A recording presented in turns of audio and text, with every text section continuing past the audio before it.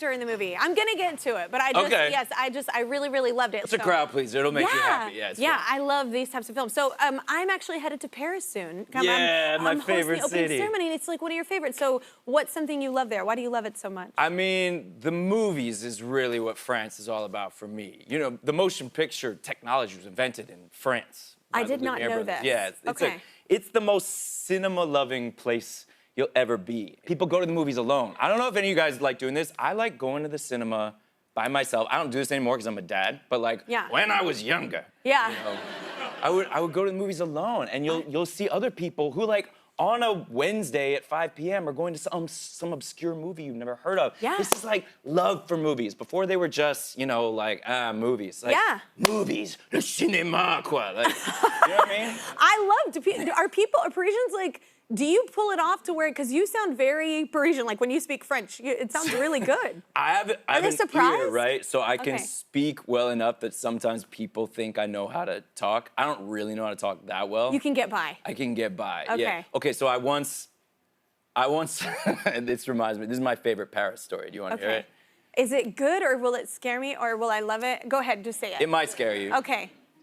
It'll thrill you. Okay, thrill. That's a good word. That's a good word. Okay, so I was on the subway there. They call it le métro, the subway. Yeah. And this is a long time ago, so I'm still carrying a portable CD player before everyone. A Discman. Was it anti-skip? Yeah. Oh, you gotta have the anti-skip if you're riding on the subway. Yeah. There's strategies. Yeah. Before everyone listens to music on your phone, you have a Discman. Yeah. All right, so I'm standing there on the platform, in my like, you know, I'm a 21-year-old skinny little dude. Okay. Wearing my like, you know, Euro spectacles. Yeah. And these two kids walk up to me. They're probably like 15, 16, and they come talk to me in French. And they're like, "What's that you have there?" I'm like, this is my music. I speak back to them in French. And they're like, "Let me see it."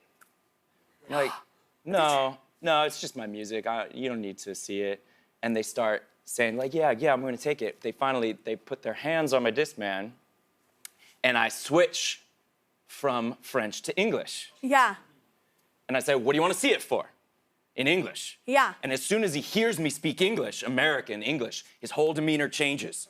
You threw him off. He makes a fist like this, and he goes, It's like Samuel L. Jackson in French. It's I like laughed in his face, right? Oh my God. It sounds kind of French yeah, accent. that is not scary. And then he just lost all of his confidence and he walked away. He couldn't do anything. Oh my God, I love that story. We're so different, though. I'm like, have it, sure. Yeah, sure. Are you I would have gotten there. Discman? I would have gotten there. I didn't mean to scare him off. It was just funny the way he said an American curse word in a French accent. Oh my God, you were trying to like intimidate me. But That's like, cute. yeah, exactly. Yeah. Did you just hit puberty? Yeah, it's like, okay. Did you watch Pulp Fiction? Good for you. You feeling confident? Yes. So I will say, the thing I do love most about any European country is like, I love walking around. Walking around? Yeah, the walking around. That's what I love about New York. Like, Me too. I walk so much here, but I've learned something. So I listen to music a lot. It's like my me time, because I'm a parent as well, and there's not a lot of that going around, especially for single parents. So it's like, my walk home, I have music in, I'm like, enjoying whatever. But I've realized I walk at the pace of my music. Oh, heck yeah. Yes, because I was listening to Florence and the Machine the other day, and I was like, all of a sudden I realized, it was like I was in the Matrix, and I was just the velocity in which I was bobbing and weaving humans, and I was like, why am I walking so fast? Are my hips hurting? I was walking so fast. It's the music. It's the music. Do you make playlists? When you lived here? Oh, 100%. Music and walking is like one and the same. And if you put on the right song, you just develop a strut. Yes. You know what I mean? Yeah. I was going fast, and I'm 5'3", and I was just all the 6-foot people were watching me. I still walk fast to this day, having lived in New York. Yeah. Now, if I go on a walk now in, Los Angeles, where I live, my wife's like, "Why are you walking so fast? You're like leaving us all behind." I'm like, yeah, but this is the pace. Exactly. That's why I love it here, because you don't even think about it. I love it. Starting July 3rd, you can catch him in Beverly Hills Cop, Axel F on Netflix. It's so good. Thank you. I loved watching this so much. I had so much fun making it. I know, your character's fun. Like, here's the thing, you're subtly very comedic, which is maybe a hard thing to do, like in a scene with Eddie Murphy. That's my style of comedy. I like to be subtle. Oh, you know? yeah. But you know what I think people love about Eddie Murphy is that even though he's big and broad and hilarious, he's always got something real and human to his comedy. Even when he's doing the Nutty Professor or whatever, he's in prosthetic makeup. You laugh because you're like, I know somebody like that. Like I know there's a kernel of truth in it. Yeah. And this is my favorite kind of comedy. So when we would improvise, I wouldn't always be trying to like reach for the jokes. I would just be like saying the real thing back to him. Yeah. And he would love that. And that's when he would bring out his funniest stuff. Yeah, that's kind of amazing because most people improving with Eddie Murphy makes me want to run to the bathroom. Like that would terrify me.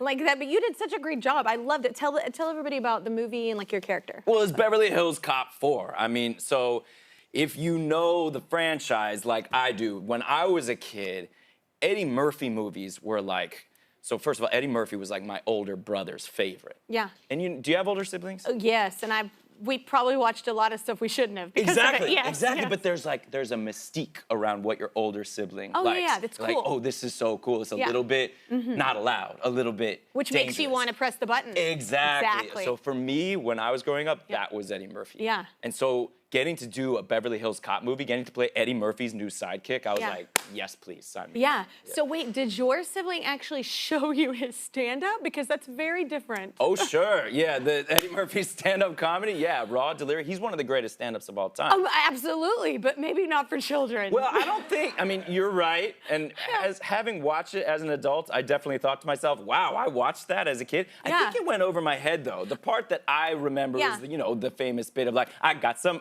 ice cream and you don't got none. I don't know if you guys remember this part.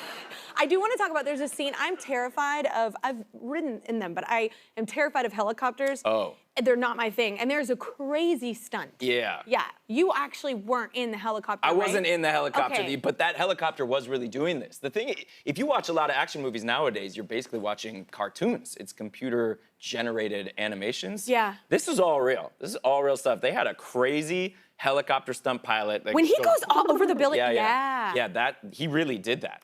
That's real. insane. That's real. I know, and then y'all having to act like you're really in that's amazing. Yeah. Like knowing that after, it's amazing. You're really good.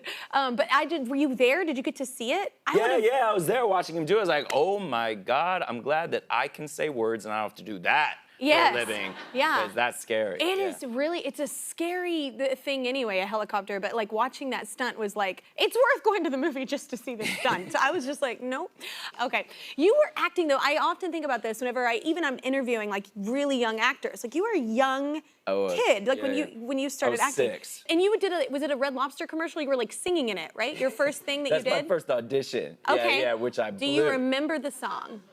Yeah. I remember my first solo, I'm just saying. Yeah. It was from You're a Good Man, Charlie Brown. It's called, which is a musical. Yeah. Which is it's called Dear Pen Pal. And I was supposed to sing it, and I completely blew it. I froze up and did not do a good job at all. Oh no. But here's the thing, actually, what happened was the casting director was really sweet about it. The casting director, as soon as I was done failing miserably, goes, that was great. Yeah. You don't hear those stories. I know, he didn't have to do that. And, and I came out of there feeling good. Yeah. Exactly. I probably would have quit. If he had been normal, just be like, this is wasting my time, go, go, go, go. I would have walked out of there on my first audition feeling like trash. Yeah. And I probably wouldn't have gone on a second audition, and I wouldn't be here right now. Wow. A little moment of kindness. Thank you for telling. Nobody tells those stories. Usually you hear these horror stories. That's actually really beautiful. Like you didn't nail it, but somebody was still encouraging, and then look at you now. Yeah. I don't know, I have found that a lot of people that work in film and television. Television, we are in Paris. We are at the cinema. They're pretty nice, cool people. Oftentimes, it's just that the bastards get a lot of attention. Yeah, that's true. Yeah. That's what I'm saying. Thank you for telling that. We don't hear the good things enough. Yeah. I want to talk to you about music real quick. We're about to play a musical game, but you love music so much. I do love music. Why do you love music so much? I loved an answer that I heard you say one time. What did I say? I know, I'm trying to remember it, and I was like, I just loved what you said about your love of music and what you think, how it connects us. And... I mean, I've never done music for a living. It's always just been something I've really loved. Which is beautiful. For a living, I say words. And of course, music has lyrics, but when I was growing up, I didn't even know the lyrics for a lot of my favorite songs. Yeah, You know what I mean? It's just a feeling, yeah, it's just a emotional feeling, ride. and anybody can understand it all over the world. It's Yeah. just something very, very basic, primal in you. Yeah. So that's something I love about music. I love that. Oh, let's do another quick break, everybody. Beverly Hills Cop, Axel F premieres on Netflix July 3rd. Joseph and I have a musical challenge next. We'll be right back.